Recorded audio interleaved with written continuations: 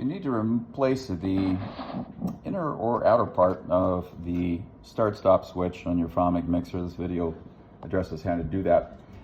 Always be sure to disconnect your machine from power before taking off any of the covers on it or doing any work inside. And keep the power disconnected until you're finished and have the covers back in place. One of the unique things about these switches is that the inner part of the switch here is separate from the outer part where the push buttons are, and it connects by a collar that has a tab located where my finger is pointing here.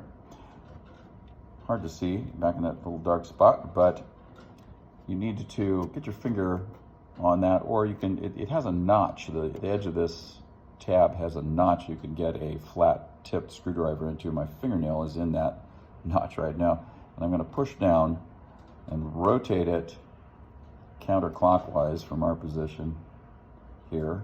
Swings down there maybe half an inch of arc, and then this whole inner workings of the switch just lifts away, disconnects, it's loose, and you have the mechanical pusher switch assembly here remaining.